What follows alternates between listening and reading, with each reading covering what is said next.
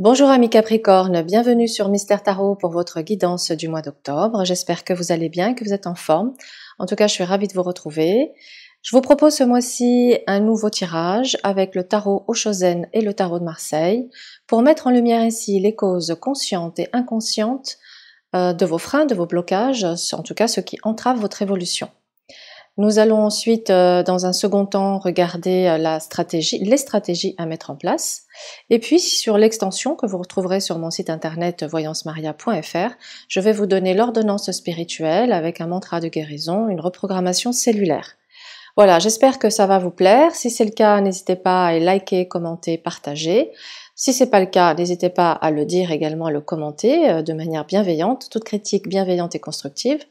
Et puis si vous avez envie que j'aborde un thème particulier, n'hésitez pas à me le faire savoir pour que je puisse vous le proposer plus tard.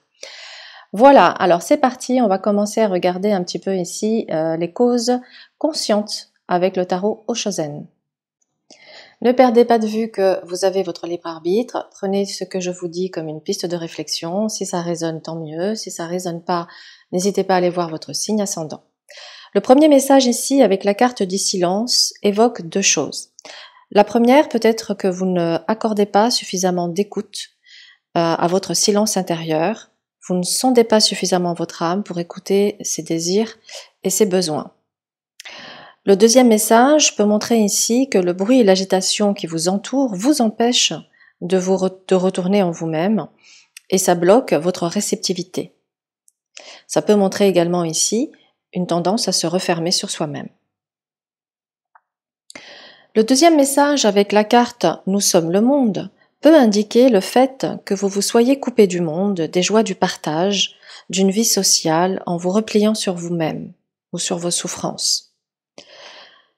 Cette carte peut également indiquer un complexe d'infériorité ou de supériorité, ou alors cette carte peut aussi souligner une tendance à s'accrocher aux autres. Le message avec l'aventure indique ici une vie faite de plans, de programmes, d'organisation qui coupe votre capacité d'émerveillement face à l'inconnu. Vous attendez des garanties qui ne peuvent être assurées. Le conseil est de vous mettre en quête de votre propre vérité, qui est la seule garantie de votre croissance intérieure. Elle vous invite également à affronter l'insécurité. Ensuite, nous avons le maître. Le maître en vous est presque endormi et votre mental joue le rôle de maître, influencé par le monde extérieur dont il suit les lois. Laissez votre conscience être touchée par la flamme de la vérité, elle s'enflammera et réduira en poussière ce que le mental a créé pour vous réduire à l'esclavage. Il n'existe pas de béatitude plus précieuse que la liberté d'être le maître de sa propre destinée. La réceptivité évoque que l'écoute est un des secrets fondamentaux pour entrer dans le temple du divin. Si vous ne pouvez pas vous distancer de vous-même, vous ne pouvez pas vraiment écouter. Si vous êtes trop centré sur vous-même, vous ne faites que semblant d'écouter. On n'atteint pas Dieu à la manière d'un envahisseur ou d'un conquérant. Dieu vous rejoindra quand votre attitude sera réceptive et féminine. Découvrons à présent les causes inconscientes de vos freins et de vos blocages avec le tarot de Marseille. Alors, sur cette ligne, nous avons la roue de fortune, le diable, l'impératrice, le monde et l'étoile. Allez, regardons une à une le message de ces arcanes. La roue de fortune incarne la répétition du même, le retour constant des mêmes scénarios, des mêmes attitudes, des mêmes situations, qui font que l'on a le sentiment d'être enchaîné comme prisonnier d'une spirale infernale. Elle dénote également le défaut de dispersion et une difficulté à se centrer. Il faudra remonter à l'origine de l'événement pour que la prise de conscience libère ce mécanisme de répétition. Le diable évoque un manque de désir, alors que celui-ci est un moteur, une motivation permanente. Votre bonheur semble dépendre de la possession et vous rend tributaire de la matière. L'impératrice évoque une mauvaise estime de soi, une attitude démissionnaire, une difficulté à se gouverner. Elle invite à se défaire de la dépendance du regard des autres et du besoin d'être écouté. Il est nécessaire de s'imposer, de savoir dire non, de prendre des décisions, un commandement, des responsabilités, sans se soucier de la vie des autres, mais sans non plus contraindre et étouffer. Cette aptitude exige de trouver son identité propre, d'avoir confiance en soi. Le monde évoque la recherche de la perfection, la quête d'un idéal qui peut développer ici le syndrome de l'éternel insatisfait. Il peut également souligner le fait d'empêcher l'action par crainte de ne pas être au top, de ne pas être assez bon, de ne pas être assez perfectionné. Mais il ne faut pas oublier une chose, c'est en forgeant qu'on devient forgeron. Le monde peut aussi évoquer une fermeture psychique et comportementale. Le monde peut également évoquer le fait de se sentir mal dans sa peau. L'étoile nous parle de providence, de savoir saisir sa chance, de notre capacité à donner, à recevoir.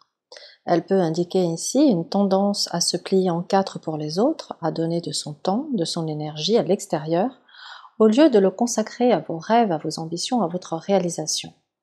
Elle peut également indiquer le fait de ne pas croire en soi, en la chance, de ne pas se battre pour ses objectifs. À un autre niveau de lecture, cette ligne m'évoque également la possibilité d'avoir grandi avec une mère assez dominatrice, voire castratrice, qui aurait pu vous enfermer dans un cocon et vous empêcher de déployer vos ailes. Et l'absence également d'une figure paternelle ressort ici comme étant une des causes inconscientes. J'espère que cette lecture vous aura apporté des pistes de réflexion, des clés de compréhension, et nous allons passer maintenant aux stratégies pour se libérer de ces freins. Donc avec le tarot de Marseille, nous avons ici en stratégie principale la Maison Dieu, en stratégie annexe, la roue de fortune, le chariot, le monde. La Maison Dieu indique que l'heure est venue de vous défaire de votre conditionnement, de votre carapace et de votre ego, d'accepter de prendre des risques et de comprendre que les échecs font partie de nos expériences nécessaires à notre croissance. La Maison Dieu vous pose deux questions. Suis-je capable de prendre des risques? Et quel échec a fait de moi ce que je suis aujourd'hui? La roue de fortune invite à suivre le mouvement, à ne pas contrôler, à lâcher prise, à accueillir, à suivre le rythme naturel de la vie, à vous recentrer dès que vous sentez que vous vous dispersez. Et la roue de fortune vous pose deux questions. Suis-je pressé? Et quelles sont les choses qui se répètent dans ma vie? Le chariot invite à oser briller et se mettre en avant, à être ambitieux, à aller au bout des projets, à trouver votre identité entre le personnage social et la réalité de votre être, à cesser de vous définir par rapport à un métier, un statut, une possession matérielle, à sortir de l'illusion des apparences. Le chariot vous pose deux questions. Ai-je le droit de réussir? Suis-je dans le paraître ou dans l'être? Le monde invite à rechercher avant tout la réalisation intérieure. Il invite à s'engager dans des causes humanistes, à contribuer à rendre le monde meilleur, à s'ouvrir aux autres et à se montrer tel que l'on est vraiment, avec toutes nos dimensions, toutes nos facettes, à voir la beauté et la perfection de votre être tel qu'il est aujourd'hui. Le monde vous pose deux questions. Est-ce que je m'accomplis dans ma vie? De quoi ai-je fondamentalement besoin? Voilà mes Capricornes, j'espère que cette guidance vous a plu. Je vous dis à tout de suite sur Voyance Maria pour l'ordonnance spirituelle. Et puis on se retrouve pour le mois de novembre. Je vous souhaite un excellent mois. Au revoir.